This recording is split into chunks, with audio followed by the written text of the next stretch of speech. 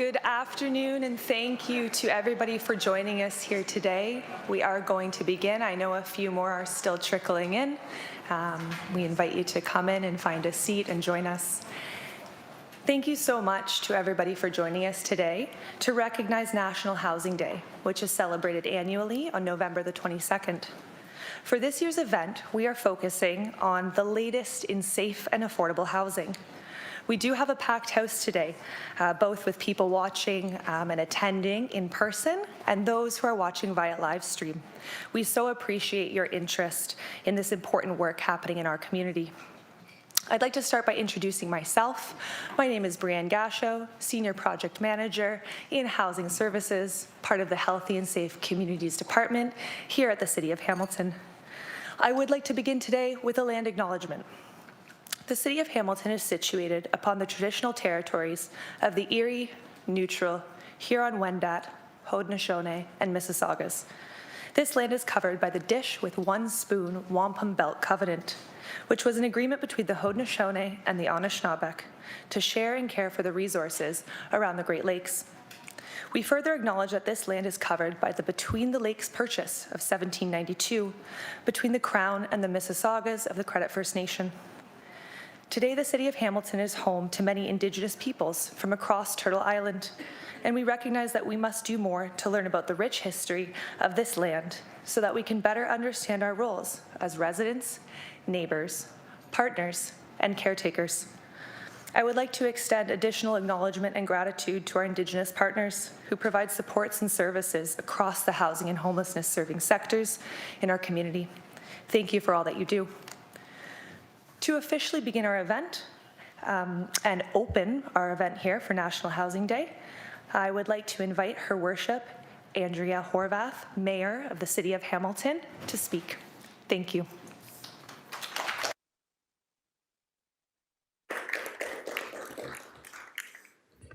Thanks, Brianne. I really appreciate the welcome and the introduction. Well, good afternoon, everyone. Welcome to the City of Hamilton's National Housing Day event, and it's great to see you all here again this year. A lot has changed between last year and this year, but we all know we have a lot more work to do. And so I know it's formally in my remarks, which I'll be saying it again, but none of that work happens without everybody in this room and so many more. So off the hop, thank you all very, very much. As I said, really, really great to see so many people here. I want to extend a warm welcome to everyone joining us via live stream. So it's great that we're inviting people in that way. I want to acknowledge that we have a couple of city councillors here with us today as well, and thank you for being here. We have Councillor Craig Kassar, we have Councillor Esther Pauls, and we have Councillor Tammy Wang. Thank you for being here as well, councillors. City Manager Marnie Clucky is with us today. We have also our General Manager of Healthy and Safe Communities, Grace Mader, here with us today, as well as Michelle Baird, Director of Housing Services and her team, Justin Lewis, Director of the Housing Secretariat and his team. And so that's kind of some of the city folks, and there are many, many more that are engaged in this important work that we're all doing. And so taking a pause on a day like this to recognize how important National Housing Day is and how important housing is here in Hamilton and all through our country. It's extremely, extremely important. And I say that because I think we all know that without affordable, stable, secure housing that meets your needs, all of your needs, there's very little that you can do to actually meet your goals and live the life that you want and deserve to live. So it gives us space also then to reflect on those kinds of things, acknowledge both the growing challenges that we are facing and the extraordinary work that's underway across housing and homelessness sectors in our community. And here in Hamilton, we know very well how urgent our work is. Housing stability, as I've alluded to, changes lives. It builds stronger neighborhoods. It gives people the foundation they need to stay healthy, supports people in seeking and maintaining employment, and ensures that families can grow and age with dignity. And it helps people, as I've said, to meet their goals and to achieve everything that they set out to achieve. Without a housing that's appropriate, those goals cannot be achieved. And that's why our council has made it increasingly important and a priority, I think we would say quite clearly, a priority to ensure that our supply of housing and affordable housing and supportive housing continues to increase in our city. Reducing chronic homelessness as well is one of our key priorities, and hopefully that's something that folks in this room would already be aware of, because you're a big part of those initiatives as well. So we're working together in meaningful ways, in my estimation, to move that work forward and to ensure that it doesn't stop and that it doesn't slow down, because we also know that the need isn't stopping and the need is not slowing down. From 2024 to 2026, the City of Hamilton has committed $58.4 million towards 30 priority housing projects. These investments will create 1,455 affordable housing units, 511 supportive housing units, and 138 attainable homes across our city. Through the Housing Secretariat's Affordable Housing Development Project Stream, another 37 projects are in the pipeline that will deliver more than 2,300 units. We're also doing the work to prepare and unlock municipal land for housing. So far, 4 city-owned parcels are now ready to support new affordable housing developments. I think that's something that we should all be really proud of, right? We're finally getting some of that underutilized city land and making sure that we're meeting the needs of people who need a roof over their head. So, thank you, I appreciate that. and we know that that's the beginning, right? But we also know that this land will help us move faster and more strategically together. Just recently, construction wrapped up at 2 important City Housing Hamilton projects, Queenston Road and 1620 Main Street East, bringing 82 new affordable homes into our community. These are homes that are real homes for real people. And that's the impact Hamiltonians should expect to see more of. At the same time, we're planning for the long term. Council has approved Hamilton's housing needs assessment, shaped directly by residents who shared their experiences and priorities through surveys, workshops, and conversations across the city. This work gives us a clear picture of what Hamiltonians need now and what we need to plan for in the years ahead. The work gives us a opportunity to do some informed redevelopment of our 10-year housing and homelessness action plan. We're in that process right now. And the update of that plan will reflect the voices of community partners, service providers, people with lived experience, and residents right across Hamilton. And this engagement is something that really, really matters, because when the community helps shape the solutions work much better. All of these initiatives, the investments, the planning, the partnerships, demonstrate Hamilton's commitment to building a city where everyone has access to safe, stable, affordable housing. I want to take a moment to thank our staff, again, across the Housing Services Division and multiple departments who work every single day on this complex and deeply meaningful work. And I want to say again, it truly is a multi-departmental effort and a city-wide approach. So I want to say thank you. As the mayor and on behalf of the council and the people of the City of Hamilton, thank you all for the important work you're doing. Your efforts make a real difference for Hamiltonians. Today's event's an opportunity to continue these important conversations, to learn more from one another, and to highlight the progress being made across the housing continuum. So thank you again for being here. Thank you for your dedication to building a Hamilton where everyone has a place to call home. Enjoy the rest of the day. I want to give you a bit of a warning. I'm going to be here for a bit, then I have to duck out, and then I'm going to be back. So I won't be here for the entire conversation, but I really appreciate that you're here, and I know that my council colleagues and the city manager for the city and Justin and Grace and Michelle are all going to be feeding back to me and to the council your voices. And that's what we're here for. So thank you very much. I appreciate every single one of you and all of your partners and your teams and all of the volunteers that work with you to achieve what we have achieved thus far and to set us on a course, continued course, to achieve even more. Because we know, as I said, that's what Hamiltonians need and deserve. Thank you so much.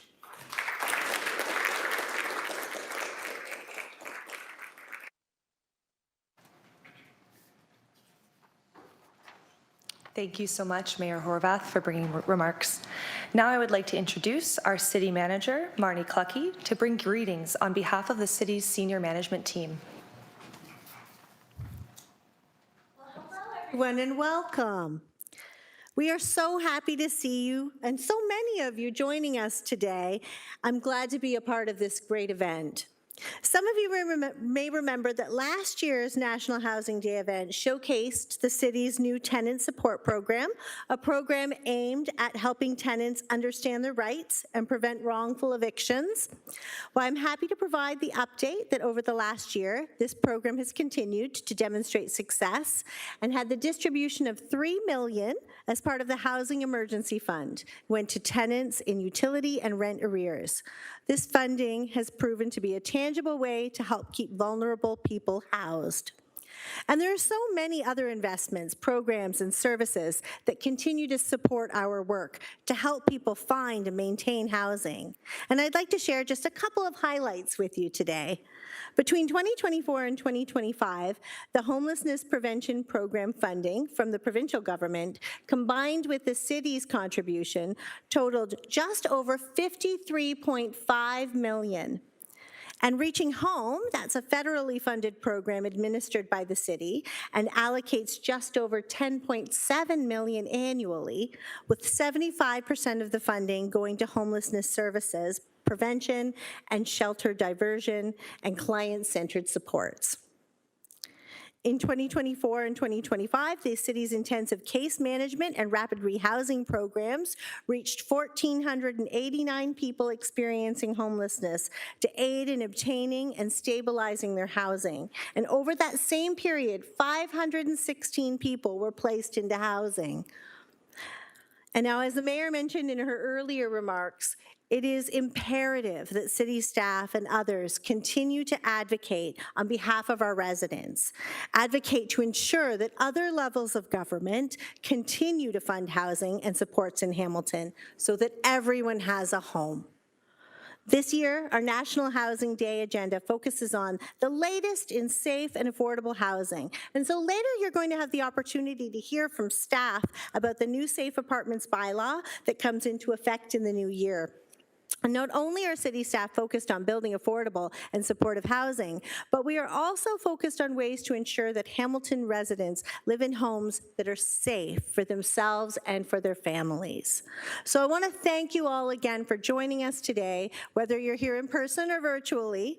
Today's speakers promise to provide interesting and thoughtful presentations related to Hamilton's ongoing focus on safe and affordable housing, and we are so delighted that you took the time to come and join us today. We hope that you enjoy today's event, and thank you, everyone.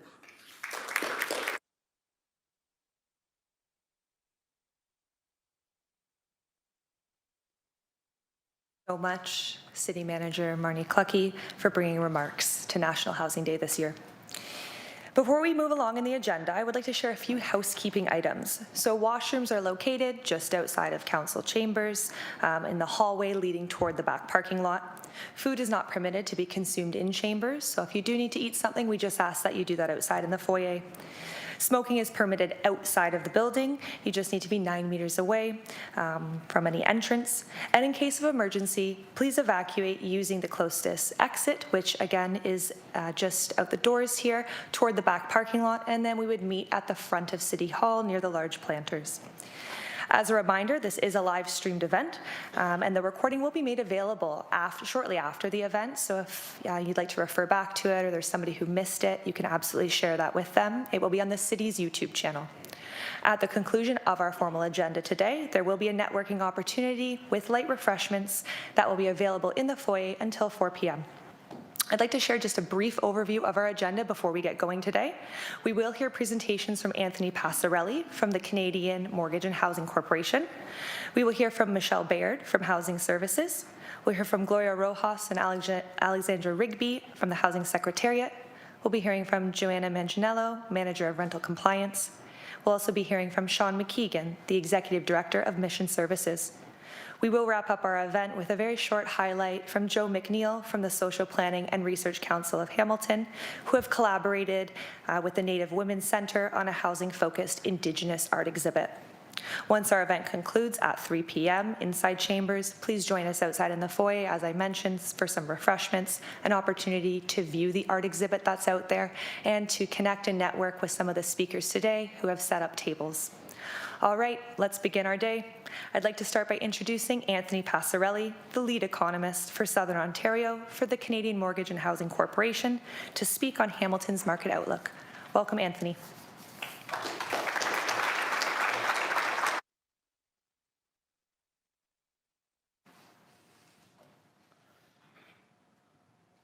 Here we go. Thank you so much. It's great to have the opportunity to, let's one a little bit ahead here. It's great to have the opportunity to speak at this event. It's great to get in front of people that I deal with consistently throughout the year within the city of Hamilton, but also with people in the community, which, we have less speaking opportunities for at CMHC. So it's good to see all the people in the crowd here interested in what's happening in the rental market in Hamilton. What I'm planning to do is just go through a brief overview of what's happening right now in the market. A couple positive things happening on the construction side. We're seeing a lot of rental construction this year throughout the country, and specifically in this city, which is a very positive sign and something that hasn't happened, I would say, until recently. So that's very good news. Also, affordability, well, it's not where it needs to be. It's getting better. So there is some pressure coming off of rents, which is another positive sign. It's a long process to get there, but some of this supply and some of the demand things happening in the market with population growth is helping on that front.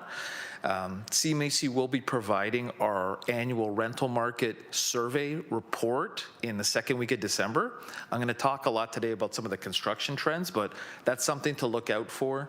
In the second week of December, we're going to put out our annual survey where we talk about rents, turnover, vacancies within the city. Very highly used data set that we have. Definitely be doing a lot of presentations on that front late in the year and early next year. So I'll jump into the presentation, and again, I'll start to talk about some of those supply issues that are happening, the growth, and then get into some of the stuff that might be a little bit still challenging in the market. A little bit of a lag there. Okay, so rental construction. This year's been really unique in Canada as a whole. Rental construction is actually outpacing construction of other types of homes. So when you talk about condos and ownership housing, usually that really dwarfs the rental housing component when it comes to housing starts. This year in Canada, that's not the case, right? Specifically in provinces like Alberta and Ontario and Quebec, it's really grown at a fast rate. We haven't seen this level of construction in purpose-built rental buildings in many decades, right? So this is a very positive development that's happening, and it's happening in this province, and specifically in the sort of GTHA region, which is where the housing is most needed because it's the most pressing affordability issues. This is a map of the GTHA, highlighting there on the bottom the City of Hamilton numbers. So with that increased amount of housing starts this year in rental, under construction numbers in Hamilton as of October of this year are well beyond what you typically see in this city. So you have over 1,300 units under construction right now, specifically for purpose-built rental, and that's way above that 300 average you've seen over the last 10 years. So this is a Hamilton story. It's a GTHA story. Very positive. helping to, again, bring the supply in, even if it's at a higher price point. In some cases, we're starting to see the effects of that in terms of people being able to leave those middle income rental units and sort of moving up the rental chain. Something we've seen in our rental market data that is going to be published in December, I'll give you a little bit of a sneak peek into it because I can't show the numbers yet, was this mobility happening. You know, typically in Hamilton, you wouldn't see much people moving up the rental ladder, and we're starting to see a little bit of that in the more mid-priced units because pressure's coming off of rents. People are starting to make the move, which is very positive for the rental market. In terms of the construction activity and where it's concentrated, just highlighting a couple areas. This is all taken from our website. I like promoting our map tool on our website. You know, Hamilton Mountain is really where the largest chunk of the activity is right now in terms of purpose-built rental construction. You can see a couple of the neighborhoods there, like Centermount, where there's a lot of activity happening. But there is pretty much activity in many different parts of sort of the urban Hamilton area, right? In the West Hamilton area, like Strathcona, you're seeing, again, new supply under construction in the rental space. And then if you look in, obviously, the central area close to where we are now, and even in East Hamilton, there is rental being built. So it's kind of across the urban part of the city, there is construction happening, which is very positive. It's not just concentrated in one little area. It's kind of spread out. And an important thing to note is that when I look at CMHC's database of the projects that we finance with our financing products, that haven't started yet, there's still a healthy number in there, right? So there's still more to come, which is the important part.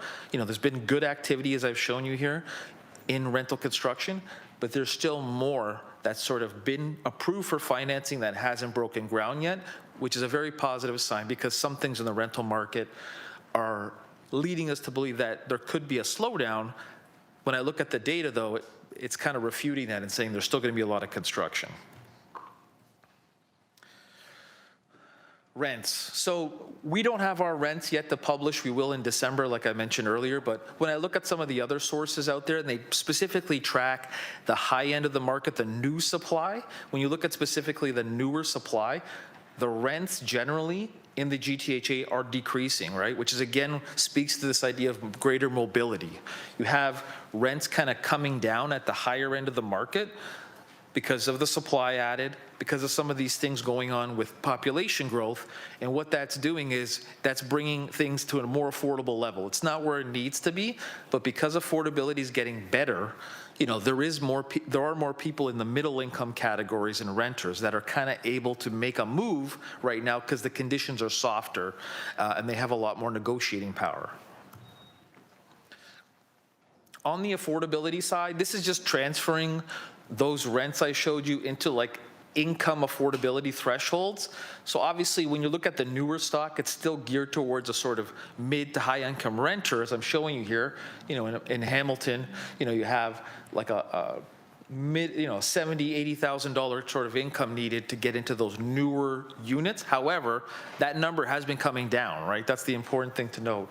And again, that's because you see the supply coming onto the market. The demand is not growing as fast, and therefore affordability is starting to get better. And again, it's increasing the amount of people that can sort of move within the rental market. Some of the things that are slowing down the demand side of the equation is the population growth story. The population data is updated quarterly in the province, not in the region. However, it tells us a lot about what's going on. In Ontario, which I've highlighted there, you basically see the population isn't really growing anymore in the province.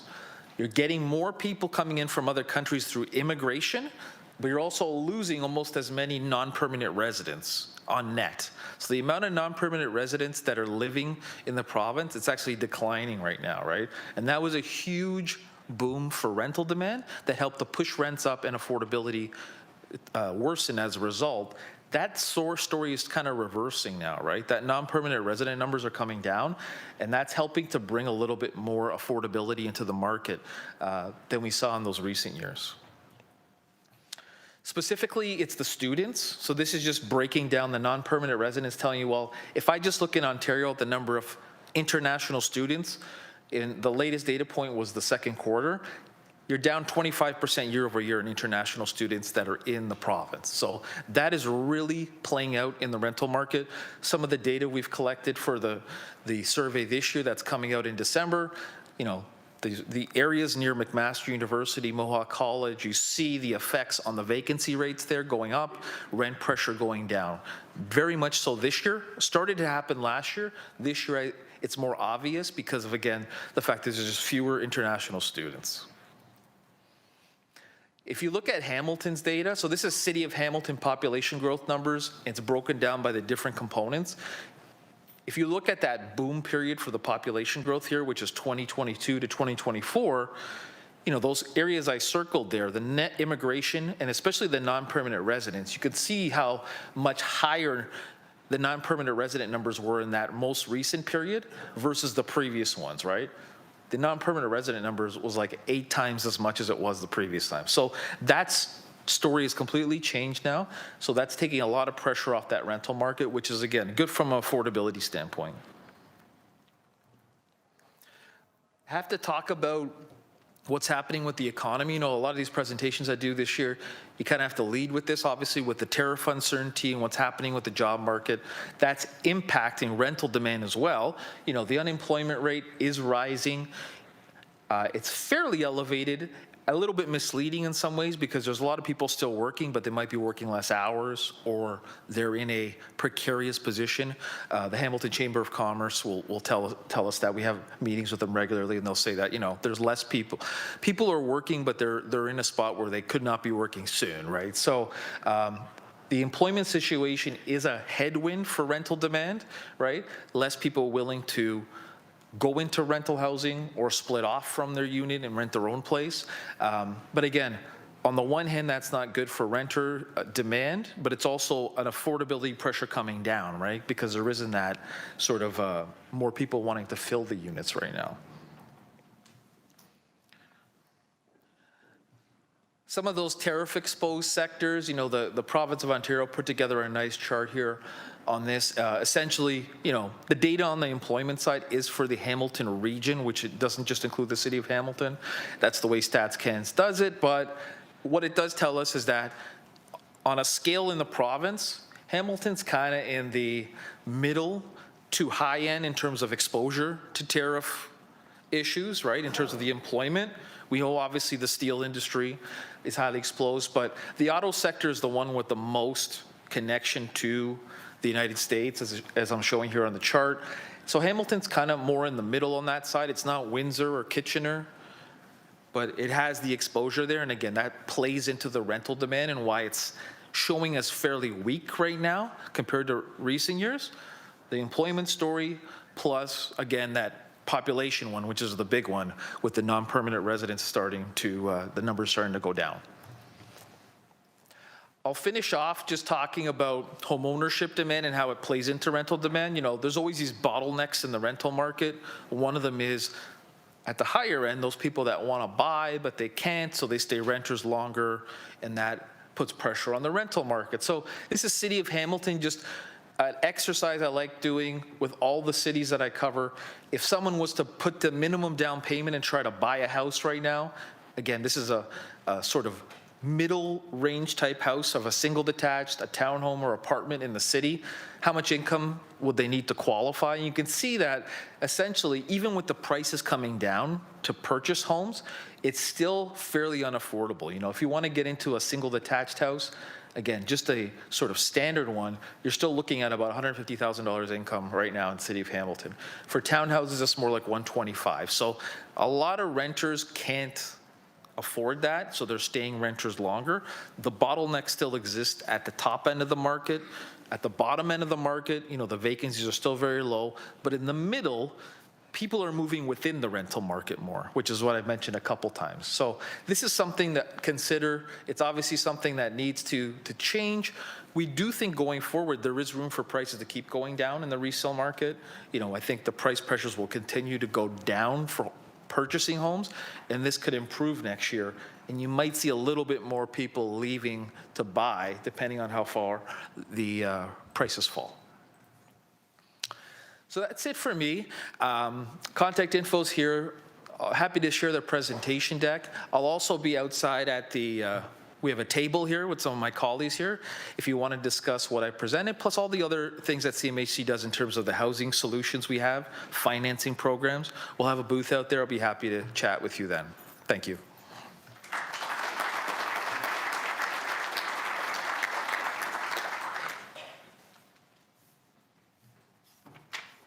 Thank you so much, Anthony, for sharing on behalf of CMHC today. Next, I'm happy to introduce Joanna Manganiello, Manager of Rental Compliance with Licensing and Bylaw Services in the Planning and Economic Development Department at the City of Hamilton.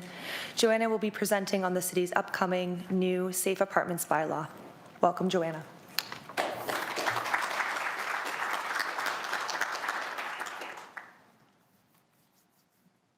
Good afternoon, everybody. Sorry, just adjust this for myself here. As mentioned, my name is Joanna Manganiello. I'm the Manager of Rental Compliance here at the City of Hamilton's Licensing and Bylaw Division. I am thrilled to be here today to celebrate National Housing Day. Today I will present on the new Safe Apartment Buildings bylaw. Today's presentation will provide you with a brief overview about the bylaw and what our team has been working on over the past year to prepare for the launch of this program. I'll let you know where you can find more information about the program itself, the registration requirements, and what the building evaluation process is anticipated to look like. Just looking at our agenda, we'll start with a very brief background about the bylaw. Then I'll describe what the team has been doing over the past year to prepare for the implementation of the bylaw. And then from there, we'll shift our attention to what you can expect to see in 2026 as a building owner or tenant who might be impacted by the bylaw. After today's session, my team will be outside and will be happy to answer any questions you have about our program.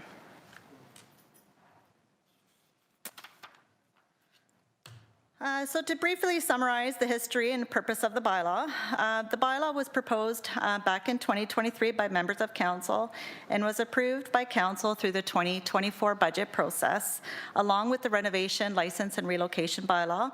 And this bylaw comes into effect on January 1st, 2026. When preparing the bylaw, we use similar bylaws already established in the cities of Toronto and Mississauga, and we use those as a guide when developing our bylaw. The Safe Apartment Buildings bylaw will aim to maintain existing building standards and improve substandard building conditions by requiring building owners to complete an annual registration of their buildings and will undergo regular inspection and maintenance activities. The program will also improve communication between building owners, operators, tenants, and city staff. As of January 1st, 2026, all rental apartment buildings with 2 or more stories and 6 or more rental units must be registered annually. And in Hamilton, we have about 900 buildings approximately that are included as part of this program. So it's a pretty significant program that my team will be overseeing, to say the least. Once a building is registered, municipal law enforcement officers from the rental compliance team will visit the building to evaluate the physical conditions of all common spaces, both internal and external in the building, and ensure that building is in compliance with applicable regulations and bylaws.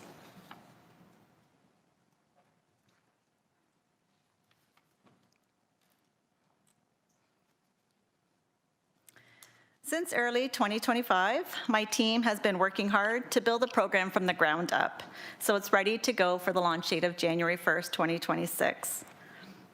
As mentioned before, Hamilton's bylaw was designed using similar bylaws from the City of Toronto and Mississauga as a guide. Both programs have been in place for several years and have undergone changes to better suit the needs of their communities.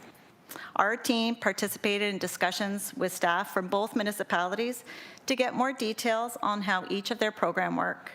We also shadowed staff in those municipalities as they conducted building evaluations. As these bylaws are similar to nature to Hamilton's bylaw, we heard from staff at both municipalities and took into consideration their lessons learned as we planned how we would implement our bylaw, specifically the evaluation process. Additionally, my team is currently developing tools to assist building owners and operators through the registration process and what to do to remain in compliance with bylaws. As information is available, our website will be updated accordingly. Currently on our website, we do have some information about the bylaw, and I've also prepared a building owner guide and a sample registration form. Both resources are available to assist property owners with the information that is needed as part of the registration process. Additional resources such as templates for the required plans, materials to post on the tenant notification board, etc., will be available and posted shortly. There's also information on our website for tenants and their responsibility under this bylaw. Again, please visit our website at hamilton.ca/safe apartments for more information, and please be sure to check back often as we are updating frequently. We are currently working on the registration process with our IT department, and the goal here is to establish an online registration process where our property owners can submit required registration data. Our team is currently establishing what our process will look like once a registration form is submitted and how evaluations will be conducted. We are also looking at tenant service complaint process and how we assign officers across buildings across the city. Every aspect of this program, it requires a process to be developed and tested.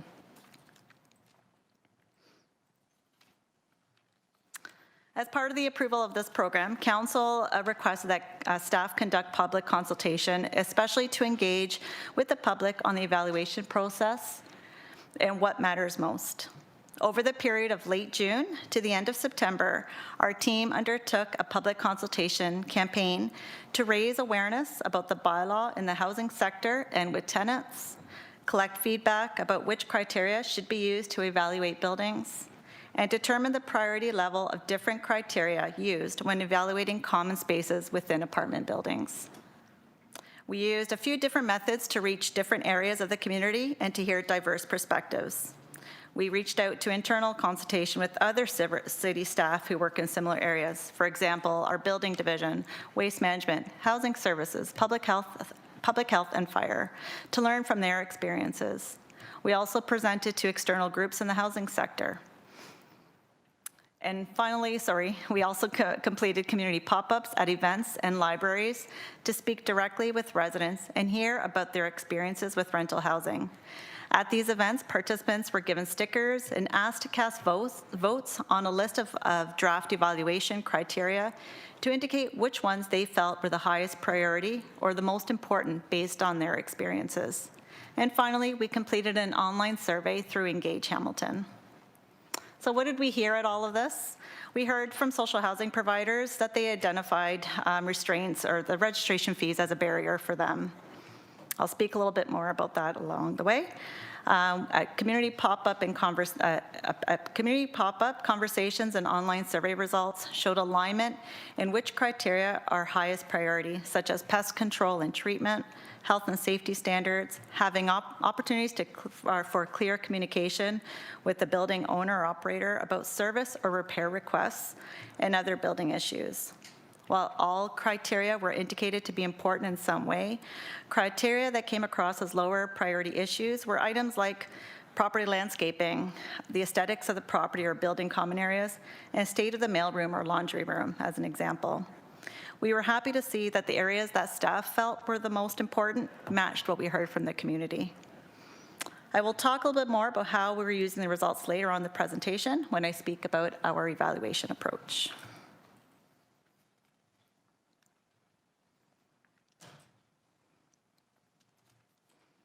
As the bylaw comes into force effective January 1st, 2026, we know and understand that not every building will be registered right away, and some flexibility is necessary. Our team will be supporting a soft enforcement period at the start of the bylaw. During this time, our team will be contacting buildings that haven't yet registered and educate on the bylaw and encourage compliance. On the screen that you see before you is a screenshot taken from the website of where you can find information about building registration on our webpage. If you scroll down to the part that says information for property owners, and look for those two PDF documents in the blue boxes. The first one is a reference registration form, which shows the details that'd be required to provide when you register. So this is just to give an opportunity for building owners to prepare that information in advance. And secondly, the building owner guide, which includes detailed information about how to prepare the 6 different required plans and what you need to do to comply with the bylaw on an ongoing basis after registration. These documents are just for reference only and are subject to change as we continue to build and finalize our program for January. As mentioned earlier, we are still working towards creating an online registration form. As this becomes available, it too will be added to our website. Our program fees for this program, the 2026 fee is currently set at $60 per unit. And a registration is required is required annually. With respect to social housing providers, so any nonprofit housing provider or provider that receives a rent supplement from the City of Hamilton is exempt from paying the registration fee for the rent supplemented units only. Fees such as audits, fine, penalties, charges, et cetera, still apply to those providers.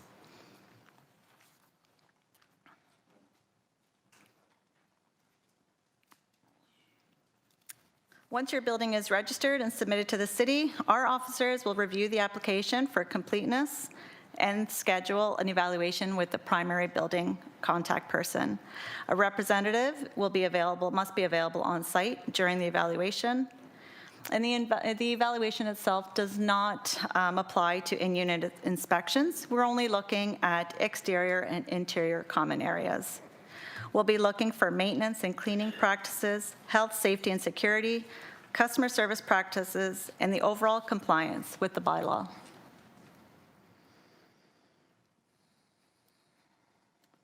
We are currently testing out an evaluation model that has 27 categories with 1 to 13 scoreable criteria in each category. There are a total of 124 criteria across all categories. Each category has been assigned a priority level of high, medium, or low, and these are what we've heard from through our public engagement sessions. When a total score is calculated, high priority categories are worth 100% of 4 points, medium is worth 75% or 3 points, and low is worth 50% or 2 points.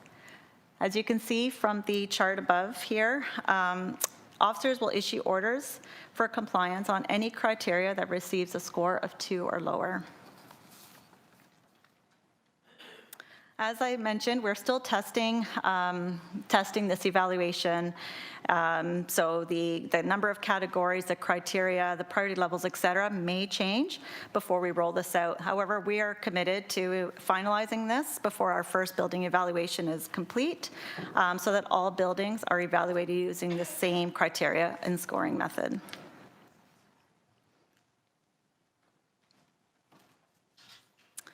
And this is just to provide an example. It's just to show an example of a category from each priority level and the different criteria that a building can be scored on. This is subject to change again, but it's again just a snapshot of what our officers are looking for as they're walking through a building and while they're on site. Once an officer has completed the building evaluation, they will issue orders for any deficiencies observed during the evaluation and provide the owner with a summary report. The owner is responsible for taking action to correct the deficiencies and posting the evaluation results on our tenant notification board, and those same results will be posted publicly on our website. That's all I have for you today. Just some contact information. We're happy to receive emails at safeapartments@hamilton.ca, and please keep an eye out on our website at hamilton.ca// sorry, I can't say that word, Safe Apartments. We're updating it regularly as we finalize information as we're ready to go for January 1st. Thank you.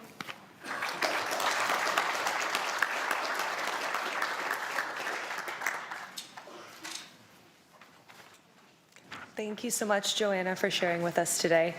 Now I would like to introduce Michelle Baird, Director of the City of Hamilton's Housing Services Division, who will advise on new policies and programs in housing services. Welcome, Michelle.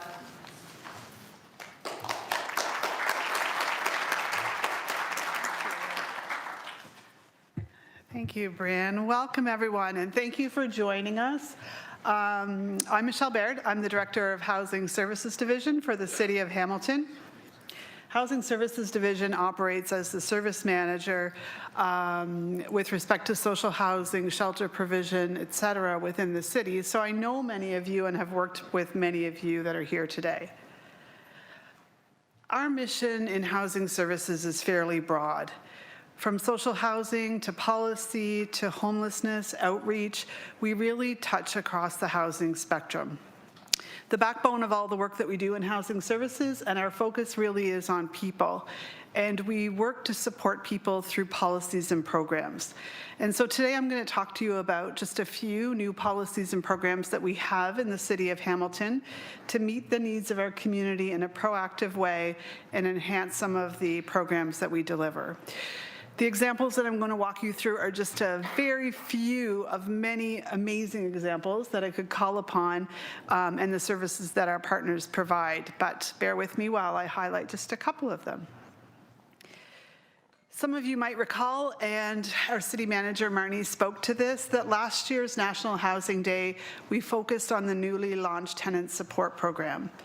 And this is with partners like Acorn Hamilton, the Hamilton Community Legal Clinic, and Housing Help Center of Hamilton.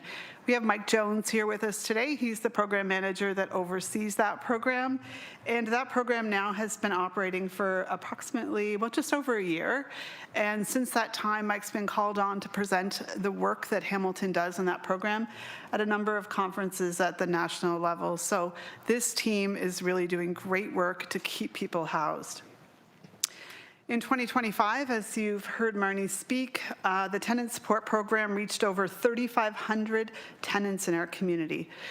Through these encounters, they're discussing tenant rights, sharing information, and we helped over 540 tenants accessing legal supports to work through their LTB hearings. So lots happening there. Complementing the city's eviction prevention efforts is the Housing Emergency Fund. This helps tenants address rental arrears, utility arrears, and last month's rent to ensure they're able to maintain their housing and keep housing affordable. In 2025, the Housing Emergency Fund, for example, provided over $5 million in supports to over 3,400 applicants. Our tenant support program, as I noted, it's a first of its kind in Ontario, and so the City of Hamilton and Council that supported this program should be congratulated for this work. So what's new this year with this program? Because although we've been launched for a year, it's certainly still evolving and figuring out, it's kind of growing up. We're in its toddler phase, and we're kind of a teenager now, I think, Mike, and maybe figuring things out. So this year we launched a community research table. This table comprises a cross-sectoral group of partners from tenant advocacy organizations, frontline service providers, academia, and it's going to act as a policy driver for the program. So this table, if you can imagine, working collaboratively to support what programs tenant support puts in place. These voices are imperative in advising on the impacts experienced by equity-deserving populations such as Indigenous persons and new Canadians. So the next step for the community research table really is to work with staff with respect to what our engagement is going to look like. Oh, I went ahead too quickly. This is another new policy we have in housing. So as you can imagine, through our work, we do a lot of work with respect to people with lived experiences. And this is particularly right now as we're starting some engagement around the HAP. This policy includes a strategy and implementation plan and guides the way in which we connect, collaborate, and engage with individuals who have experienced homelessness or housing precarity. ensuring that people with experience are meaningfully involved in policy development, service planning, and decision-making. So in housing services, the persons with lived experience policy really will cut across all the work we do. And when we're developing policies, when we're carrying out work, this is how we're engaging with people. It's centered around 8 guiding principles with a focus on equity and priority populations. It's an important step for us. And you can see here on the screen, these are the principles behind this policy. And policies at times are written on paper and they end up as a paper on a shelf or a book on a shelf. And I can tell you for this particular policy, that's not the case. It's very valuable to us. And in fact, this policy was approved earlier this year, and immediately we put it into place as we started the engagement on the Housing and Homelessness Action Plan.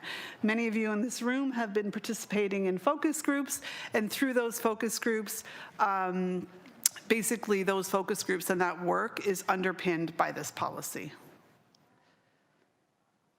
I'm not keeping up with my own slides. All right, now I'm going to talk to you a little bit about some new funding that we have and new work underway. So I'm going to share with you how changes in funding, policy, and practice at other levels of government can also positively impact us in Hamilton. So many of you will know that we as a city and city council and our mayor continue to advocate to other levels of government with respect to the needs in Hamilton around housing and homelessness. For the past few years, in fact, the City of Hamilton has received federal level funding from IRCC, that's the Immigration, Refugees and Citizenship Canada, and through the Interim Housing Assistance Program, which supports emergency shelter needs of asylum-seeking households in Hamilton. Back prior to 2023 and into 2023, we had a significant burden on our shelter system with asylum seekers coming into the country and then landing in our emergency shelters. This is problematic for many reasons. One, the emergency shelters are not set up necessarily to meet the needs of those seeking asylum. And as all of you know, we have a significant issue with respect to homelessness. And so it was precluding people from getting into emergency shelters that we would usually serve within our shelter system. And so at that point, back in 2023, we had approximately 35% of our shelter beds were being used by asylum seekers. To address this, City Council approved several measures, including 85 dedicated shelter beds and case management supports within our system. The federal funding was used to reimburse the city for some of those costs. Earlier this year, there was a change at the federal level, and now we get funding in advance. So instead of recouping those costs, it's a more proactive way to fund the program. And I'm going to share an example here. Thank you to Wesley for sharing some photos with us that we could use today. This is the Wesley Asylum Seekers Assistance Program. So in Hamilton, to support asylum seekers, we have 3 agencies that we partner with, Wesley being one of them, Good Shepherd Hamilton being another, and Refuge is the third entity. Both Good Shepherd and Wesley provide shelter beds and supports, while Refuge really offers case management and coordination within the system. So the funding that we receive through IHAP and the funding supported by council really is shared across those 3 providers.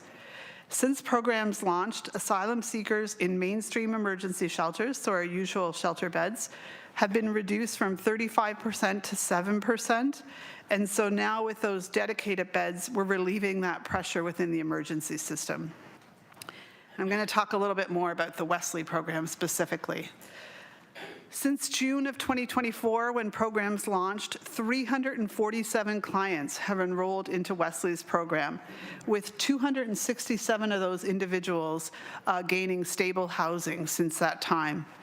The average length of stay at Wesley's interim housing has averaged around 63 days as of September this year, which is fantastic. So that means people are coming into the system, stabilizing, spending about 60 days in the shelter system, and then moving on to permanent homes, setting up in our community, and moving on with their life.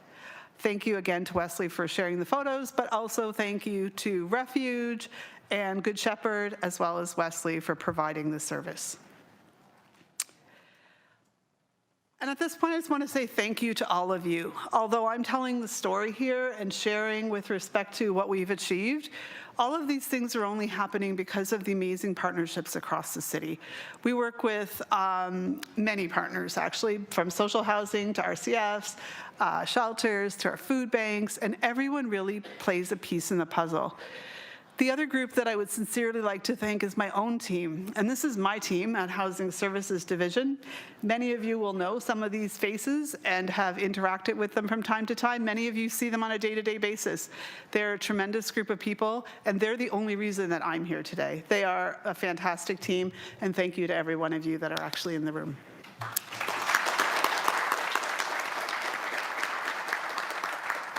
Thanks, everybody.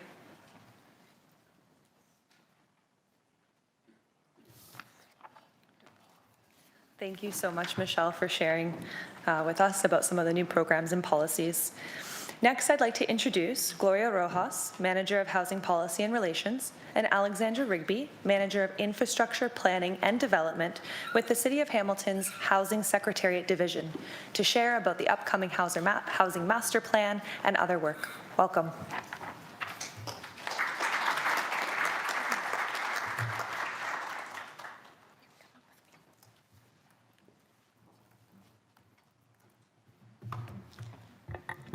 Good afternoon, everyone, and thank you for joining us as we mark National Housing Day here in Hamilton.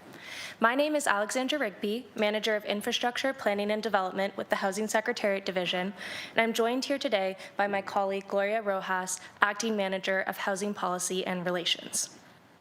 National Housing Day is not only a moment to acknowledge the scale of the housing challenges facing communities across the country, it's also a time to reflect on what we are doing locally to respond. In Hamilton, we are working with urgency with partners across sectors to improve housing access and stability for residents. We're here today to share the progress underway and how we are continuing to strengthen a system that better supports our community. This afternoon, Gloria and I will be providing a brief overview of some key pieces of our work: the Housing Sustainability and Investment Roadmap, the foundation that guides our whole of Hamilton approach, the momentum building through the Housing Secretariat Division, working closely with community housing providers, local builders, and our colleagues across city departments, and how these efforts are supporting the development of Hamilton's Housing Master Plan. At its core, this work is about expanding safe, affordable housing options, reducing barriers, and ensuring people in Hamilton can find and keep a home that meets their needs. To ground this discussion, we want to begin with an overview of the direction set out by the Housing Sustainability and Investment Roadmap. Adopted by Council in 2023, the Housing Sustainability and Investment Roadmap, or HSIR, as we'll call it throughout the remainder of the presentation because it's a bit of a mouthful, provides a clear path forward for how we collectively respond to Hamilton's housing challenges. The HSIR recognizes that no single division, department, or community organization can address these housing pressures that we're facing on their own. Instead, it calls for aligned action through a whole of Hamilton approach, bringing together the city, community housing partners, and the local development industry to shape housing supply in a way that meets the needs of Hamiltonians. Through this guiding document, our efforts are organized under 4 pillars: new construction of affordable housing, strategic acquisition of at-risk affordable housing to safeguard existing stock, preservation and maintenance of long-standing affordable housing in our community, and the provision of further housing-based supports. To drive this work forward and help break down barriers to delivery, the Housing Secretariat Division was established in 2023. Our focus is on collaboration, problem solving, and creating new pathways to get housing built, acting as facilitators, strategists, and champions for innovative solutions that increase housing supply across Hamilton. A key part of that mandate includes leading the implementation of the Federal Housing Accelerator Fund program in Hamilton and the delivery of our flagship program, the Affordable Housing Development Project Stream. The Affordable Housing Development Project Stream epitomizes the whole of Hamilton approach at the heart of the HSIR, bringing community housing providers together with the city to accelerate the creation of safe, affordable homes in our neighborhoods. It offers a transparent, consistent, and equitable process for accessing support, including enhanced administrative guidance from city staff, capital funding opportunities, municipal fee relief, and opportunities to advance projects on municipal land. We've heard strong, constructive feedback so far from our community partners, many of whom are in this room today, and we're continuing to refine the project stream to meet these real needs. We're already seeing that collaboration translate into momentum. A record number of projects are moving forward in our community housing sector. The early results from the project stream show what's possible when we work together.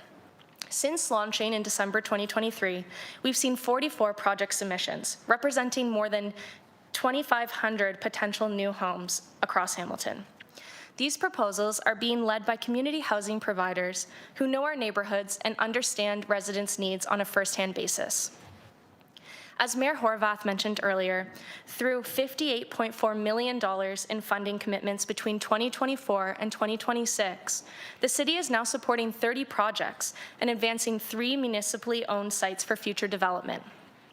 This work will result in over 2,100 homes.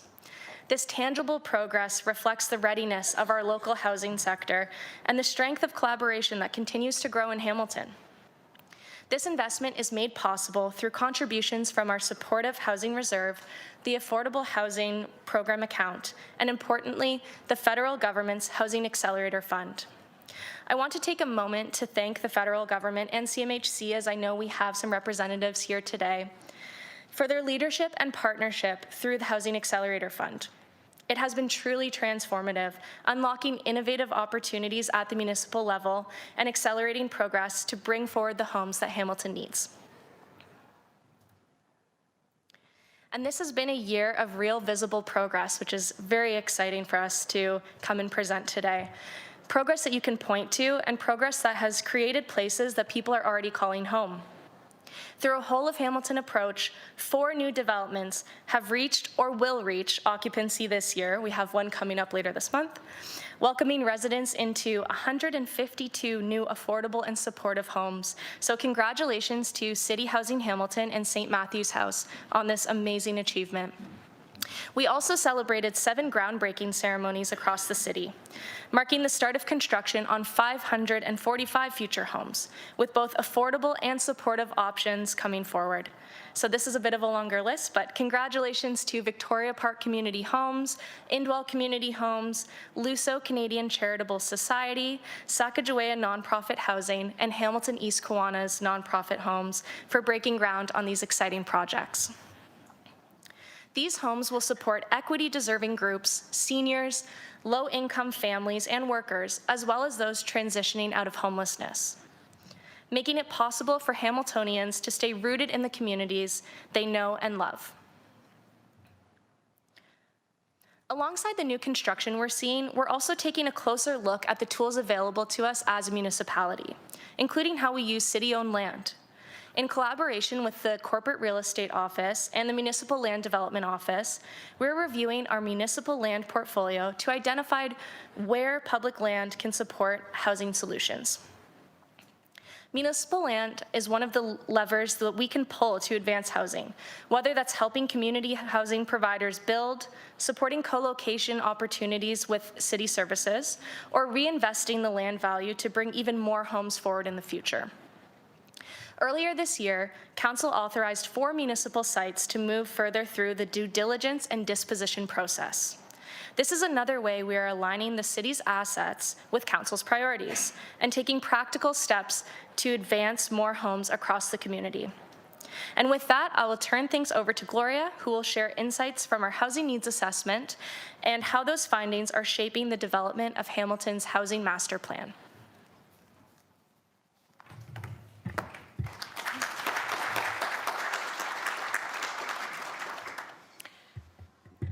Thank you very much, Alexandra.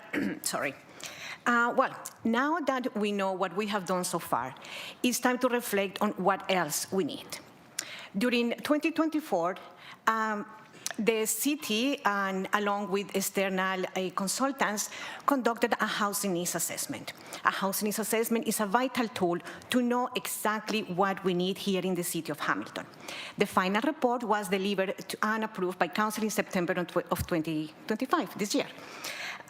This assessment provided 4 insights. The first one is the need for more primary rental units, especially affordable ones, to meet growing demand. Based on the 2021 census, we know that the number of rented households in Hamilton significantly exceeded the supply of purpose-built rental units. This means that a large number of renters had to rely on the secondary rental market, which tends to be more expensive and also offer less security of tenure. The second insight is the need to rehabilitate and maintain Hamilton's existing rental housing stock. In 2021, Hamilton had a higher percentage of dwellings in need of major repairs compared to the rest of the province. This is likely to the fact that most of our housing was built in the 1960s or even earlier. The third insight highlights the need for greater diversity in housing sizes, particularly smaller ownership units and affordable family-size rental options. In 2021, small households made up 60% of all the households in Hamilton, but yet only 1/3 of the housing stock consisted of small size dwellings. This mismatch means many households face barriers entering the ownership market, as larger units tend to be more expensive. The fourth insight, on the other hand, 7% of purpose-built rentals had 3 or more bedrooms, underscoring the need for more family-size rental units. The fourth insight is the need for housing that supports Hamilton's aging population, including affordable aging-in-place options and supportive housing. So, what's next? The Housing Sustainability and Investment Roadmap set the strategic direction for how the city approaches housing, identifying key priorities, outcomes, and investment areas to improve affordability, supply, and sustainability. Building on that foundation, the housing needs assessment provided further insight into Hamilton's housing challenges and provided a main recommendation that the city develop a housing master plan. This housing master plan will be a unified framework that brings together all housing-related policies, programs, monitoring, and funding into one single cohesive vision. It will be action-oriented, translating the strategy outlined in the roadmap into a plan that coordinates how and where housing will be delivered across the city. Specifically, the master plan will coordinate land use, infrastructure, and financing decisions. It will integrate municipal policies, investment programs, and regulatory tools. It will establish clear targets, timelines, and measurable outcomes, and it will strengthen the city's position when advocating for funding from other levels of governments or for partners. The roadmap will serve as the foundational and background document for the master plan.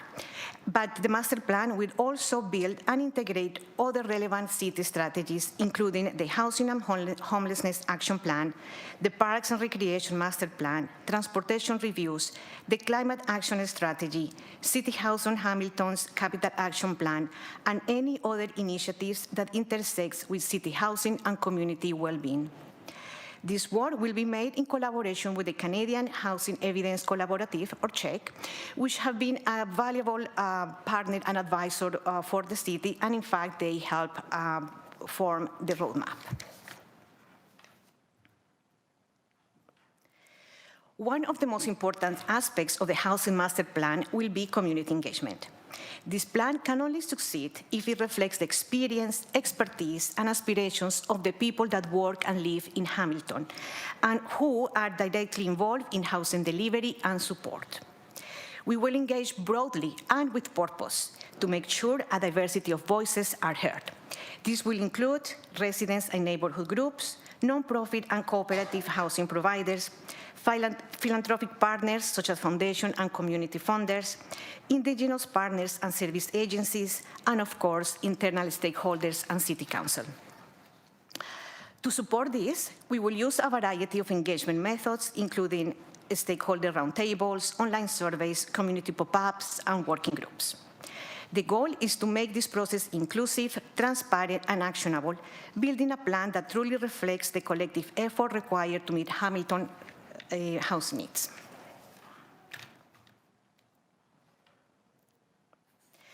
Well, in conclusion, the Housing Master Plan will move us from strategy to implementation by establishing a clear, coordinated framework for housing delivery across the city.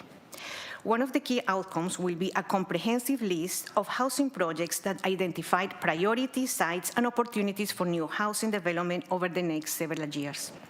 Alongside this, we will develop a 5-year financial strategy that aligns available funding from municipal, provincial, federal, and philanthropic sources with those identified projects. This strategy will help us better coordinate investments, plan ahead for future funding opportunities, and ensure that every dollar spent contributes directly to measurable outcomes in housing. The master plan will also establish quantifiable targets, including housing unit goals, affordability levels, and timelines for delivery, so that we can track progress and report transparently on the results. And so together, these elements will make the master plan an actionable tool to guide housing delivery, investment, and accountability. Our goal is to have the housing master plan presented to council in the last quarter of next year, following a full engagement and development implementation through the rest of 2025 and during 2026. And that's the end of our presentation. Thank you very much.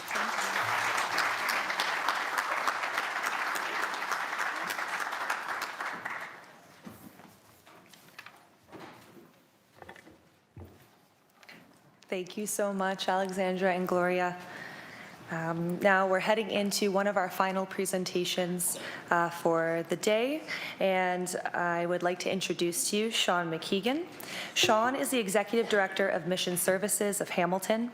Since joining Mission Services in 2016, he has leveraged extensive experience in the regional housing sector to lead the organization's shift from a traditional shelter model to housing-focused services. He champions a housing-first philosophy through initiatives such as Housing Up and outcome-focused harm reduction, while guiding organizational efforts in food security, gender-based violence, addictions treatment, and youth support. Welcome, Sean.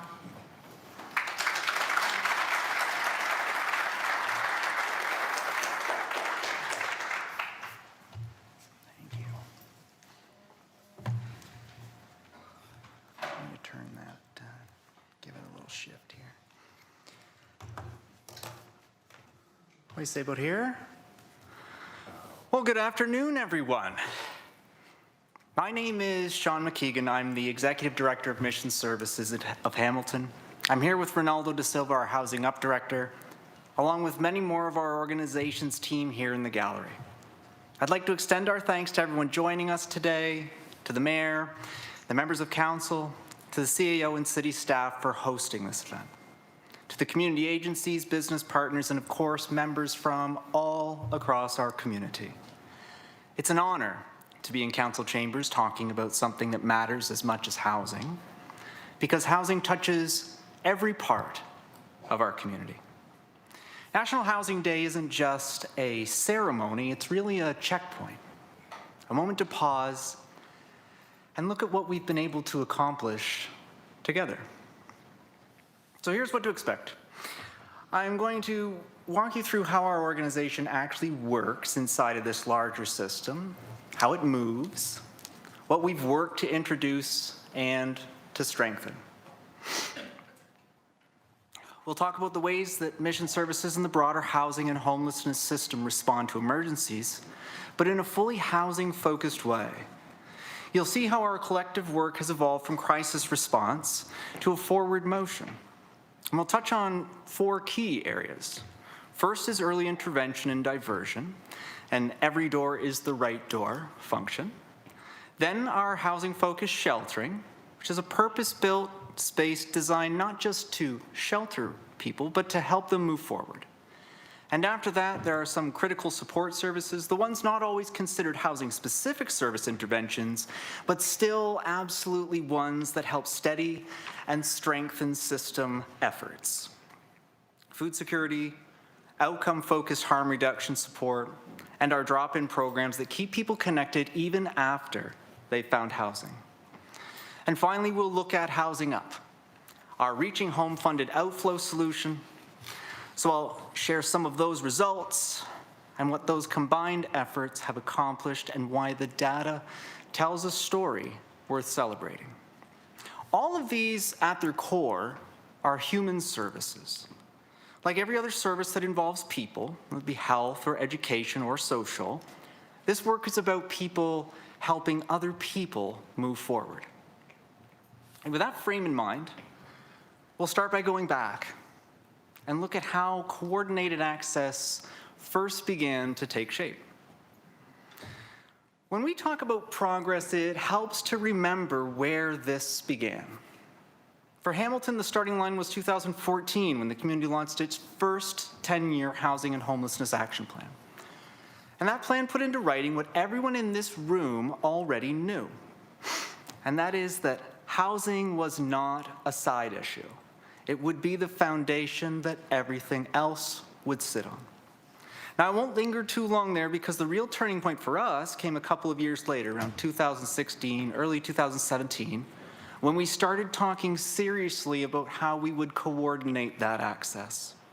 Back then, the conversations were big, messy sometimes, but still full of hope.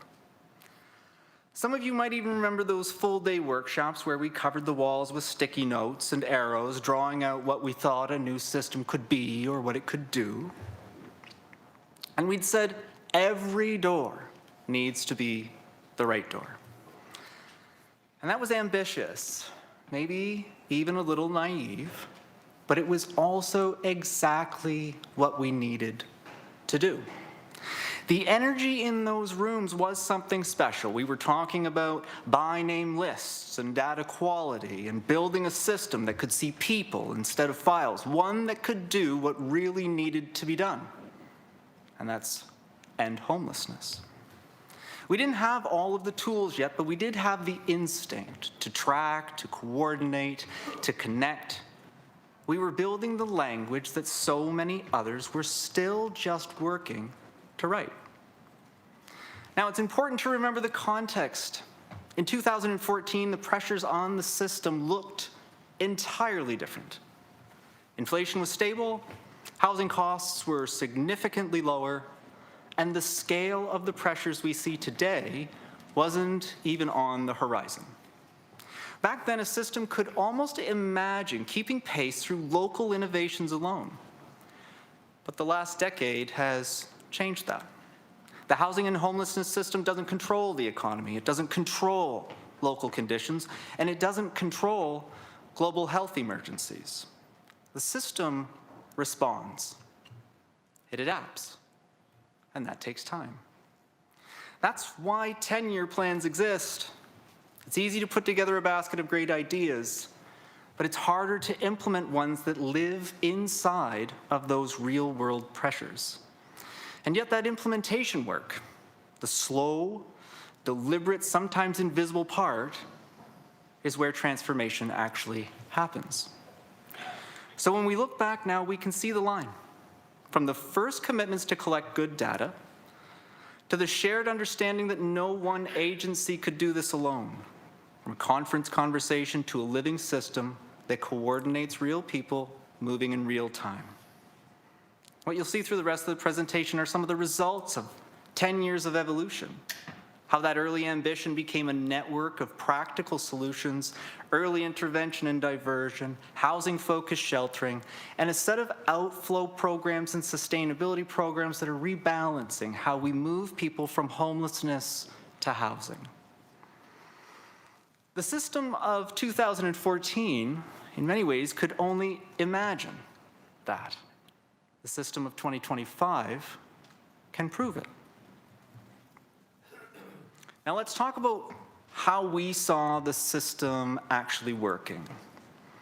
What I'm about to walk you through isn't a policy statement, it's not an ideology, it's a simple piece of flow management, maybe the same kind of system an engineer might draw on a napkin. So if we were to imagine a river where water flows into a reservoir, and on the other side of that reservoir, a system manages how much water is moving downstream. When it's working well, the amount that flows in is roughly equal to what flows out. The reservoir stays level, the town downstream gets steady water, nobody floods, and nobody runs dry. And that's what we're trying to do. We're managing flow as effectively and as efficiently as we can. In this case, it's easy to imagine how this logic applies. People moving through a housing and homelessness system that needs to keep its flow steady, safe, and predictable. Now, early on, our system was small, say 6 feet high, enough to manage the modest inflow we saw a decade ago. But as the pressure grew and the inflow increased, that same system had to get higher. So we raised it. We built more emergency capacity, more shelter, more response, and that was the right instinct. The levels were rising. But here's what we learned. If the inflow keeps rising and the outflow doesn't, you're only buying more time. Eventually, the levels reach the top again, and you can keep building higher, but sooner or later it overflows. And when that happens, both the system itself and everything downstream are at risk. Now, making systems bigger feels like progress, and in some ways, it really is. Bigger walls are visible, they show that something is being done, people can see the construction, the effort, the investment, and it often does help address an immediate need. But it's much harder to invest in what you cannot see. The valves, the dampers, the flow controls that manage how water actually moves, those are part of the outflow solutions. And that's where the real ability to innovate lives. Because it's not the height of a wall that stabilizes a system, it is the strength of the outflow. Now, if we think of this mechanically, it's if 120 units of pressure enter a system and only 100 exit, the reservoir rises. If 80 enter and 120 exit, the level drops. When those numbers match, say 100 in and 100 out, the inflow equals the outflow, and that's what we would call functional zero. And to reduce the overall number, we need a sustained period where outflow outpaces inflow. Now, that's not ideology, it's more like math or physics. Same principle applies to housing flow. 10 households entering, 10 exiting, it's balance. 20 entering, 10 exiting, rising pressure. And 20 entering, 10 exiting, rising pressure. And the higher the pressure, the harder it becomes for that system to hold. So our work is not just to build those higher walls, but to engineer smarter solutions to create enough outflow to relieve pressure without flooding the system, and that's what our next few slides will take a look at. Because what we've learned is that when inflow is evenly redirected, when housing solutions are scattered across the community rather than trying to do everything in one spot, the flow stabilizes more naturally. It's calmer, it's steadier, and it's healthier. And this is how we think about the system now. Not as a wall, not as a waiting room, not as a place where pressure builds, but as a living, moving network of inlets and outlets, each one keeping the river and the people in it moving forward. Now, this is where our system begins to move, our first real outflow management point. Early intervention and diversion. Back in 2018, this wasn't really something that existed here. It was an idea, policy position that sounded simple enough. If someone showed up needing shelter, maybe you could divert them somewhere else. But when you're standing at a front door at 10:30 at night and someone's cold and exhausted or scared, the idea that you could just redirect them and call that housed was unrealistic. So we saw it differently. We called that early intervention. Because That's what it is. An opportunity to step in early and coordinate what's available. People, resources, and relationships to shorten or even prevent a homelessness experience before it really begins. Now, what we learned was that success in this work isn't random. Just over 30% of the time, we can resolve someone's homelessness experience within 14 days. That's not a guess, that's the data. The challenge, of course, is that you never know which 30%. So the only way to get there is to engage everyone 100% the same way.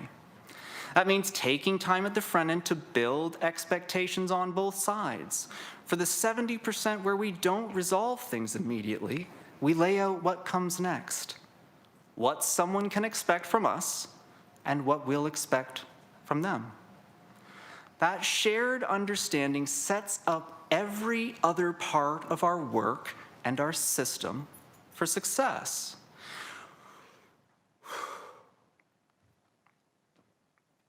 Housing-focused shelter, Housing First programs, even the supplementary housing adjacent supports later on.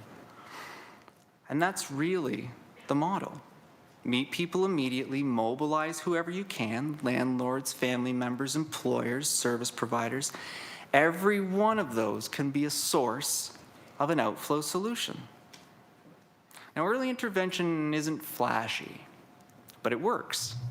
It's scalable, it's replicable, it's cost-effective, doesn't need new infrastructure, just needs coordination and intent.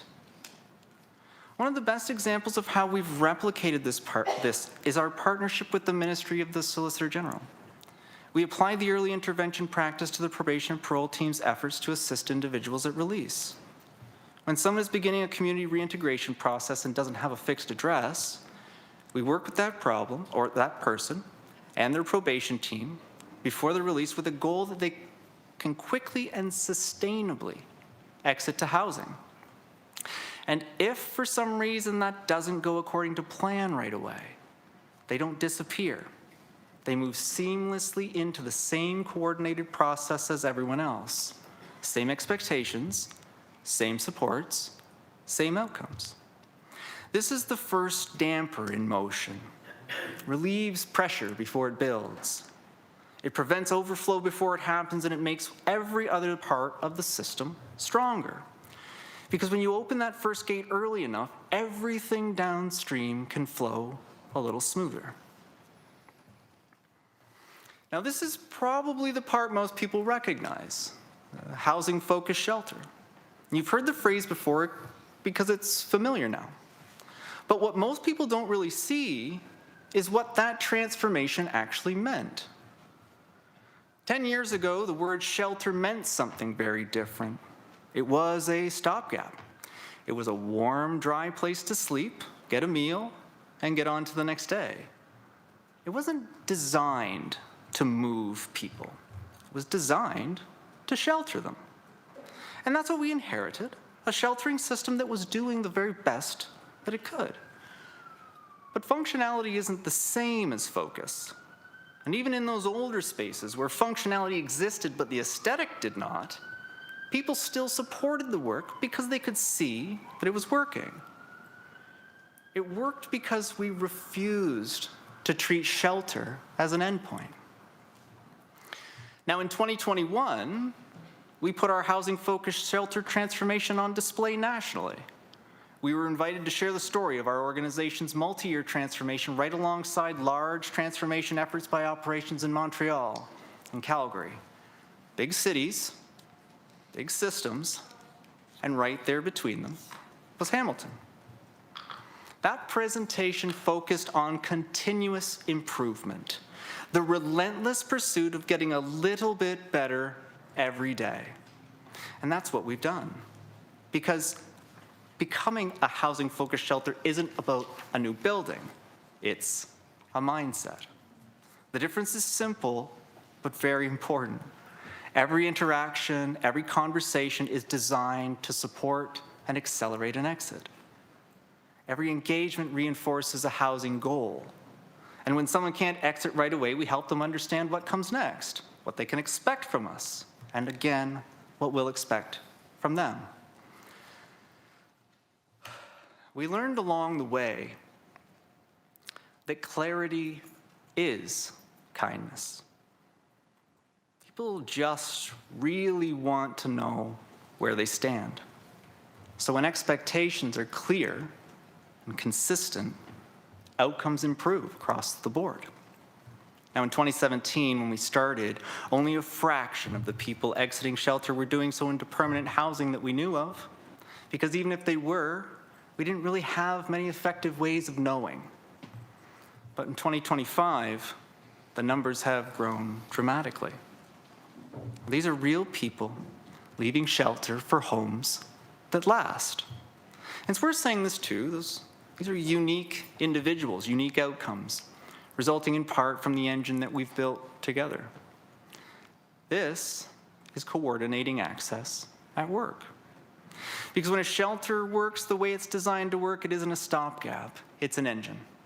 It's an engine that drives coordinated movement through the entire system. It creates flow, it reduces pressure, and it helps every other damper downstream perform better. We operate 2 such housing-focused shelters. Emma's Place, a 30-bed space for women, and our men's shelter, which you see behind me. This new purpose-built space isn't just a building that looks better. It's a part of a system that's working better. It's a place where housing conversations happen naturally, where progress is measurable, and where hope is visible in motion. And when people think about who's working to get it right, I like to think that they're thinking about us, about Hamilton. So far, we've looked at the mechanics, the flow of a system that moves safely and predictably, and now let's look at what keeps that movement strong. Mission Services delivers more than just housing services. For more than 35 years, we've delivered food security service. We've provided community-based addictions treatment programming since 1999, and it's been more than 10 years since we first started to offer drop-in support services for women. These are 3 services that have their own priority areas, and they didn't always look like housing work directly, but that do absolutely work to support and sustain it. First, food security. It's a simple, visible, and human service. When a household can meet its basic needs, food on the table, kids fed, cupboards with something in them, it changes everything about how that family experiences housing. Our Good Food Center moves thousands of pounds of food each week. People come, they choose, they connect. Sometimes they only need to come once or twice, and sometimes it takes longer. But what's consistent is that this kind of access creates breathing room. It stabilizes a household long enough for the rest of the system to catch up. And that's what makes it so powerful. It's temporary. It can build or sustain capacity, and it sets people up to succeed. It's not a drag anchor, it's a stabilizer. I mentioned that Mission Services provides community-based addictions treatment programming. And as the housing crisis escalated rapidly in 2021, our addiction services team added a new shelter-based support service, outcome-focused harm reduction. And I want to take a moment here. When people hear harm reduction, a lot of things come to mind. But what this really was, what it is connection. It's coordination. It's people helping other people identify what they're ready for and moving toward that. We work with individuals who've chosen to reduce harm so that they can reach a goal that matters to them. For some, it's housing. For others, employment. For others, still, familial reconciliation and rebuilding trust. And for many, it's entering treatment because they're ready. 4 paths, all valid, all of them progress. And the outcomes have been really great. So 47% of the people we've supported realized a housing goal. 35% realized a mental health goal. 67%. Physical health goal, 47% familial reconciliation, and 18% further chose to enter treatment. What we've seen every time someone chooses to reduce harm in a way that brings them closer to where they want to be is that the entire system moves forward. It's an outflow support solution, just like early intervention or housing-focused sheltering. And one more service, Willows Place, was created to foster a strong sense of community, offering women a welcoming space to connect, support one another, and belong, even after they're housed. And this one closes a circle, because not everyone who's housed feels fully home. Some people still need a place to land, to connect, and to belong. Willows Place drop-in programs are that space. Social, recreational, practical. They keep people who need to be attached to the system and to each other. And sometimes that's what sustains a housing placement longer than any subsidy could. Food security steadies the base. Outcome-focused harm reduction navigates barriers. Drop-ins keep people connected. And together, they form the outlets that support the larger system, keeping everything flowing in balance. Now, this one is a big one. This is Housing Up. It's our most innovative and most intentional program we've launched to date. It's part of the Reaching Home suite of Housing First initiatives, but it's also something uniquely Hamilton. We built it from the ground up, right here with the people in this community. And from the beginning, it wasn't just an idea. It really was a response to everything we'd learned. When we transformed sheltering, when we introduced early intervention, when we studied what was working and what wasn't, one truth stood out. The only way we were going to be able to reduce the system pressure was to increase its outflow. People had to be housed, not temporarily, but permanently. We started designing this framework in late 2018, and by 2019, we'd confirmed with city staff that we were prepared to launch. And because we'd already understood the evidence, we were confident that it would work. The launch date was slated for April 1st, 2020. And the first couple of months of 2020 were different. Then March 13th, everything stopped. The world stopped. But for many in this room, the opposite was true. It got very, very busy. We were 2 weeks from our launch date after nearly 2 years of preparing. But instead of pulling back, we made one very deliberate decision, and that was to protect this program. While other operations redeployed, we did everything we could to prevent having to delay Housing Up's introduction. We knew that it represented the long-term fix the system would need once the emergency ended, so we insulated it. We made adjustments, a lot of adjustments, and we built forward through the chaos. That first year, 2020, was rough. We were learning while building, operating in uncertainty, stretching thin resources across huge needs. But 5 years later, in November 2025, the numbers speak for themselves. Housing Up has helped more than 650 individuals move from homelessness into permanent housing. 650. And we've done it for about $7,500 per person. It's not per night, it's not per month, it's permanently. And even more interesting, 92% of those placements are in the private market. And more than 80% of the individuals are receiving some form of social assistance. So this is a program that uses every square inch of what's available. It's about coordination, aligning people, partners, and possibilities. And the private market has responded. Landlords have become collaborators. They see that when our staff show up, support shows up with them. That partnership is the difference between a vacancy and a victory. Let me give you one story because the numbers really only tell half of the truth.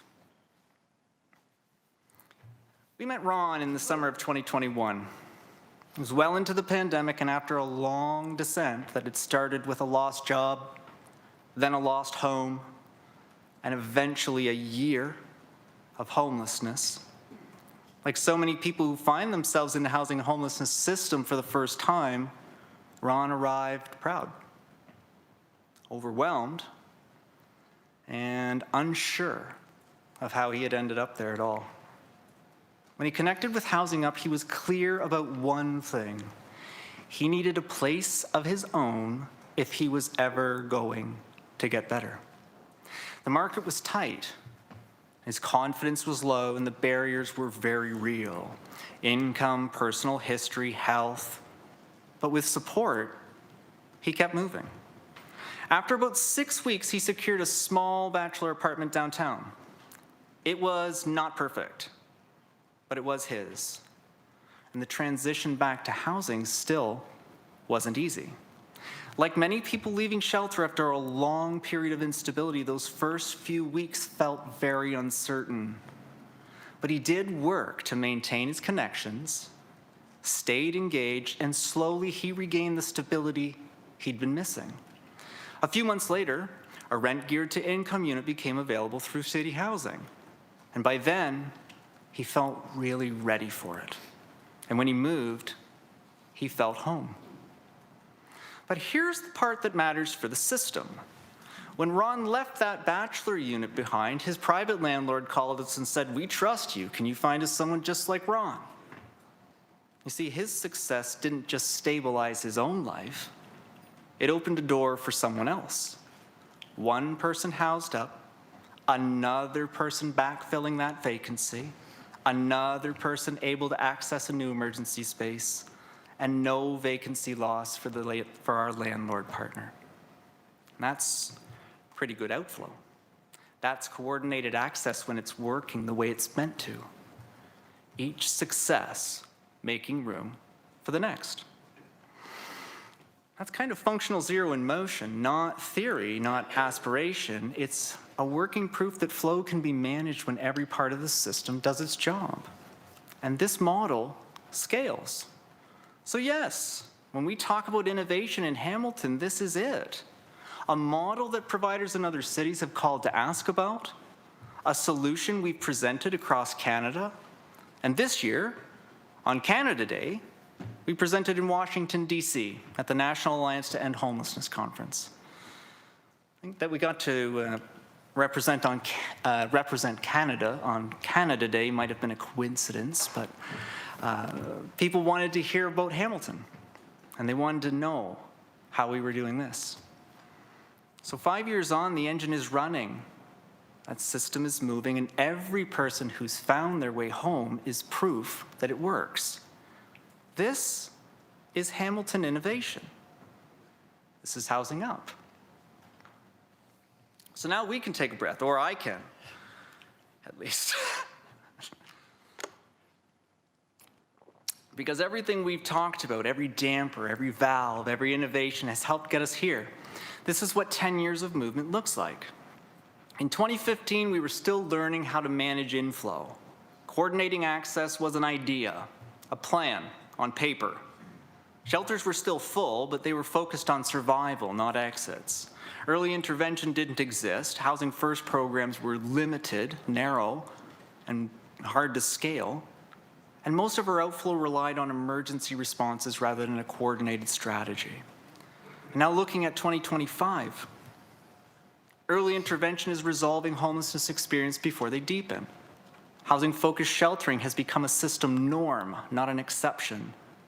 Food security programs, outcome-focused harm reduction, and drop-in services are integrated and outcome-driven. And Housing Up has housed more than 650 people in 5 years with an 85% retention rate. That's not an idea. That's an accomplishment. That's 10 years of transformation, and not one part of it happened in isolation. It took city leadership to design the framework. It took provincial investments to seed innovation. It took federal partnerships to fund the scaling. It took community organizations to operationalize the ideas. And it took the people of Hamilton, everyone here, believing that a system could change even if the conditions weren't ideal. We remind our team all the time, the community itself is the biggest partner we have. The people who've stayed engaged in this effort through friction, who've challenged us, supported us, debated with us, and lifted us up. That's what this community does. It's also how systems evolve. So yes, it's been a heavy lift, and there's more to do. But today, what you're seeing behind me isn't an idea, it's evidence. It's proof that coordination works, that innovation pays off, and that when the system and the community move together, progress is the result. If there's a single takeaway from everything that we've covered, it's that progress isn't the product of any one decision or one effort. It's the result of coordinated systems that learn to move in rhythm. We've learned that when early intervention, housing-focused sheltering, our support programs, and long-term housing efforts all operate together, they create something larger than the sum of their parts. Each effort amplifies the impact of the next. Early intervention taught us that timing matters, that acting early changes outcomes later. We've built new habits around that, habits of quick response, clear communication, and follow-through. Housing-focused sheltering showed us that stability is something you can build inside of motion, that even when pressure on the system is high, consistent housing focus keeps momentum pointed in the right direction. Outcome-focused harm reduction, food security, drop-ins proved how important it is to stay connected to people through every stage of their journey. Those supports prevent setbacks from becoming barriers, and they keep people linked to opportunity. And Housing Up confirmed that when those pieces align, success scales. 650 people housed, 85% still stable a year later. That's not chance. That's coordination. Lesson isn't about perfection. It's about balance. We've proven that progress is possible, measurable, and shared. And the system we've built together is stronger for the people working within it and for the people it serves. You know, when I think about how far we've come, I realize not much of the progress we've made happened all at once. It happened in small, steady ways. One person at a time, one idea at a time, one hard conversation at a time. That's how systems change, and that's how communities change. And somewhere along the way, like many of the people here today, this work became the work of my life. I've heard it said more times than I can count that this kind of work, human services, is thankless. And I'll be honest, there were times that I felt like that too. When the days were long or the system felt impossible to move, it was very easy to feel that way. But that isn't actually the case, is it? It's more incomplete. Because I've learned, like so many others before me, that real gratitude doesn't just sound like a thank you. Sometimes it looks like relief on someone's face when a weight finally lifts. Sometimes it's the quiet nod at the end of a meeting when you know you've made a difference, even if no one says a word. Sometimes it's that moment when a person who has every reason not to trust you does. That's what thanks looks like in this work.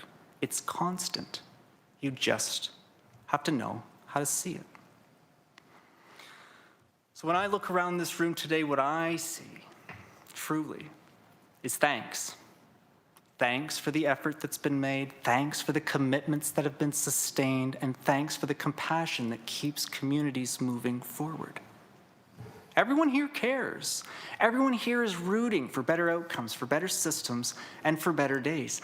This isn't thankless work. It is the most hopeful work I know. I've been fortunate to have people in my life who have reminded me of that. And I want to take a moment to acknowledge one of them. That's Carol Morneau.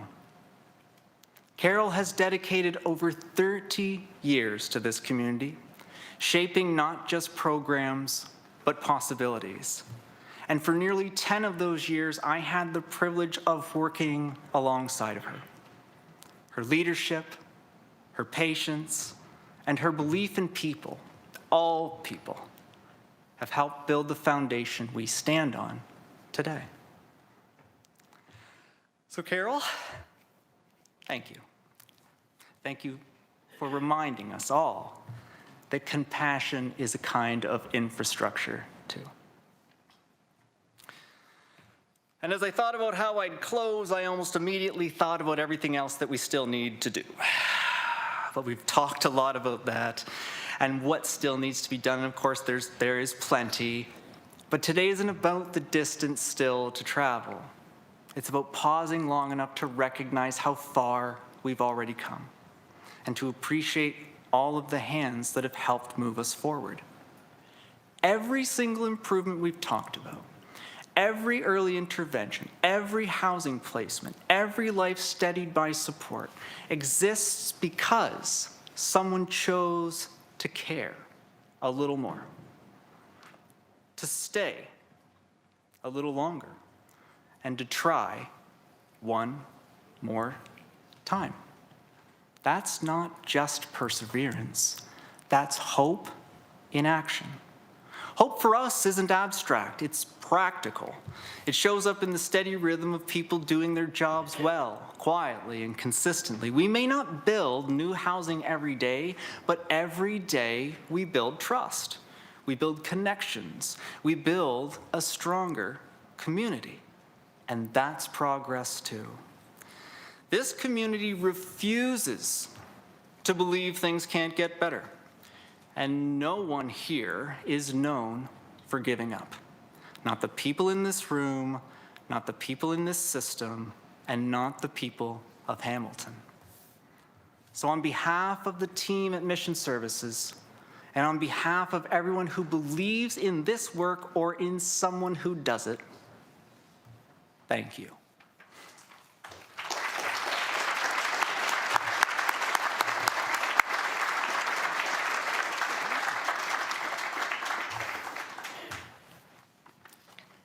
Thank you so much, Sean. Thanks for your insightful presentation today, and we appreciate you taking the time to share about the impactful work that Mission Services is doing in our community. We are truly grateful to work alongside so many dedicated community partners who continue to drive change in housing and homelessness. Before we head to the networking event, we've got one more person to share just a few words with us today. I'd like to introduce Joe McNeil, who is a policy analyst with the Social Planning and Research Council. Joe is going to give an overview of the Indigenous art exhibit that's on display in the foyer. So welcome, Joe.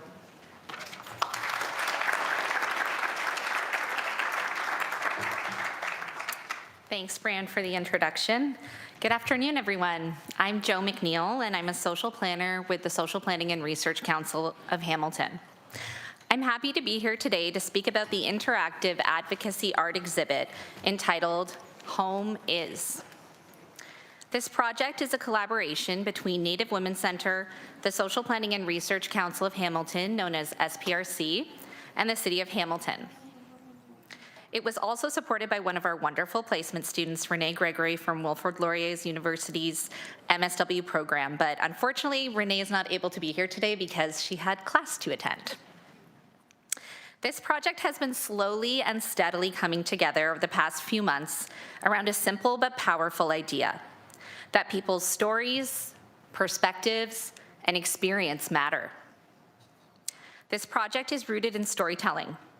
Storytelling through art lets people express what can sometimes be difficult to put into words, especially when speaking about experiences of homelessness, housing insecurity, and rebuilding a sense of home. Through painting and creating alongside participants, we were able to connect with and learn from them in a way that was accessible, natural, and also fun.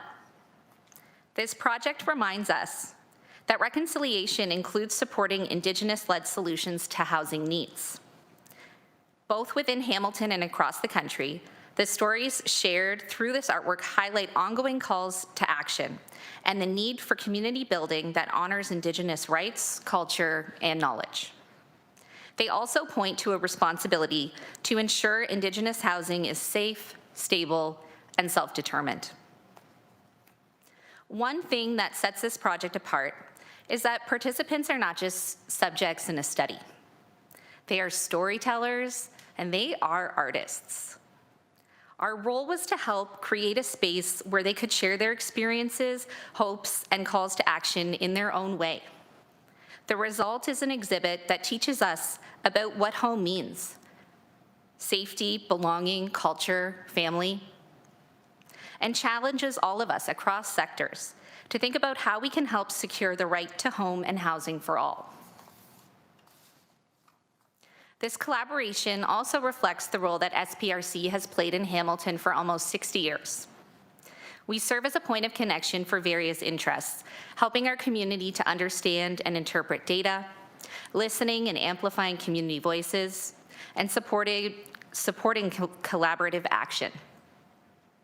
Housing is one of our key areas of focus, and we support the housing and homelessness sector through independent research and through our coordination roles with the Women's Housing Planning Collaborative and the Youth Housing Project. I will close by inviting all of you to be a part of this interactive exhibit.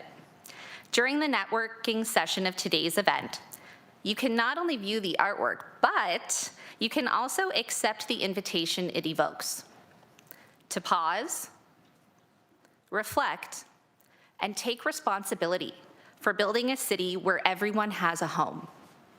Thank you.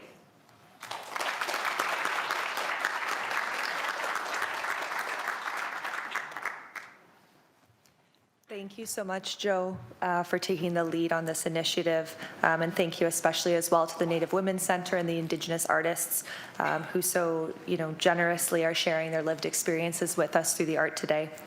We are now at the end of the presentation portion of our event. I'd like to start just by thanking our audience members here today. So thank you to all of you who are in the crowd, who attended in person with us, and thank you to everybody who joined via live stream as well. I'd also like to thank the councillors who joined us here today, Councillor Pauls, Councillor Kassar, and Councillor Huang. We really appreciate you joining. I'd also like to just thank again and acknowledge our speakers one more time before we wrap up today.